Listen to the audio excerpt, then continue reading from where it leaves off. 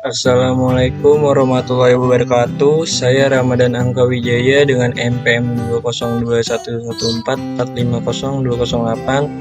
Dalam kesempatan video kali ini, saya akan menjelaskan macam-macam gaya belajar dan masalah belajar. Yang pertama ada gaya belajar. Pengertian gaya belajar. Gaya belajar merujuk pada preferensi individu dalam memperoleh dan memproses informasi baru. Setiap orang memiliki cara yang unik dalam menyerap dan memahami materi pembelajaran. Konsep gaya belajar didasarkan pada gagasan-gagasan bahwa setiap individu memiliki preferensi dan kecenderungan belajar yang berbeda-beda. Gaya belajar dibedakan menjadi 3, yaitu gaya belajar visual, auditori, dan gaya belajar kinestetik. Gaya belajar visual juga dikenal sebagai pembelajaran visual, adalah cara seseorang memproses informasi dan memahami konsep-konsep dengan lebih baik melalui penggunaan gambar, diagram, grafik, dan tampilan visual lainnya. Orang-orang dengan gaya belajar visual cenderung memiliki preferensi untuk melihat dan melibatkan mata mereka dalam proses belajar. Yang pertama, ciri-ciri gaya belajar visual: lebih mudah mengingat apa yang dilihat daripada yang didengar. Kedua, mudah mengingat dengan asosiasi visual. Yang ketiga, hobi membaca. Yang keempat, lebih suka membaca sendiri daripada dibacakan. Yang kelima, biasa berbicara dengan cepat.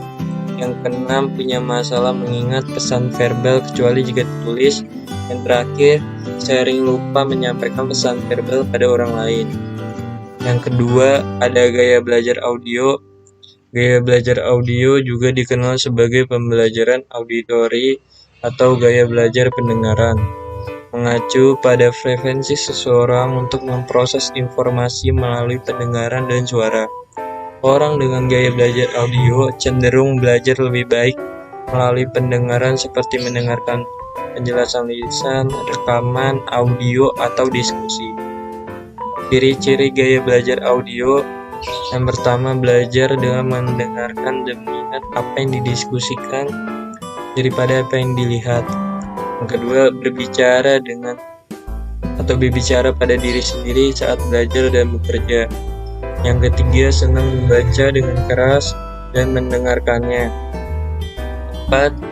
Berbicara dengan irama terpola. Yang kelima, biasanya jadi pembicara yang fasih. Yang keenam, menggerakkan bibir dan mengucapkan tulisan di buku saat membaca. Yang terakhir, suka berdiskusi dan menjelaskan dengan panjang lebar. Yang ketiga, ada gaya belajar kinestetik. Gaya belajar kinestetik juga dikenal sebagai pembelajaran secara fisik atau gaya belajar bergerak, mengacu pada preferensi seseorang dalam memproses informasi melalui gerakan tubuh dan pengalaman fisik. Orang dengan gaya belajar kinestetik cenderung belajar lebih baik melalui aktivitas fisik, sentuhan, dan pengalaman langsung. Yang ketiga, ciri-ciri belajar kinestetik: yang pertama ada selalu berorientasi pada fisik dan banyak gerak. Yang kedua, banyak menggunakan isyarat tubuh. Juga menggunakan jari sebagai penunjuk ketika membaca. Yang keempat, menghafal dengan cara berjalan dan melihat. Yang kelima, menanggapi perhatian fisik. Dan yang terakhir, tidak dapat duduk diam dalam waktu lama. Selanjutnya, masalah-masalah belajar. Masalah-masalah umum yang dihadapi saat belajar. Yang pertama, ada kurangnya motivasi. Sulit untuk belajar jika Anda tidak merasa termotivasi. Masalah ini dapat timbul dari berbagai faktor seperti kurangnya minat dalam subjek, tekanan dari luar, atau kurangnya tujuan yang jelas. Untuk mengatasi masalah motivasi, cobalah mencari sumber inspirasi, tetapkan tujuan yang realistis, temukan cara belajar yang menyenangkan, dan ingatkan diri Anda tentang manfaat jangka panjang dari pendidikan itu tersebut. Yang kedua, kurangnya pemahaman. Kadang-kadang sulit untuk memahami materi pembelajaran yang diajarkan. Ini bisa terjadi jika penjelasan guru kurang jelas atau jika Anda merasa tertinggal. Untuk mengatasi masalah ini, jangan ragu untuk meminta bantuan dari guru atau teman sekelas. Anda juga dapat mencari sumber belajar tambahan seperti buku atau video tutorial yang dapat menjelaskan materi dengan cara yang berbeda. Yang ketiga, kurangnya waktu. Jadwal yang padat atau tuntutan dalam hidup dapat membuat sulit untuk menyisihkan waktu yang cukup untuk belajar. Untuk mengatasi masalah ini, cobalah mengatur jadwal yang baik dan berkomitmen untuk mengalokasikan waktu khusus untuk belajar setiap hari. Identifikasi waktu-waktu yang paling produktif bagi Anda dan manfaatkan secara efektif. 4. Kurangnya konsentrasi.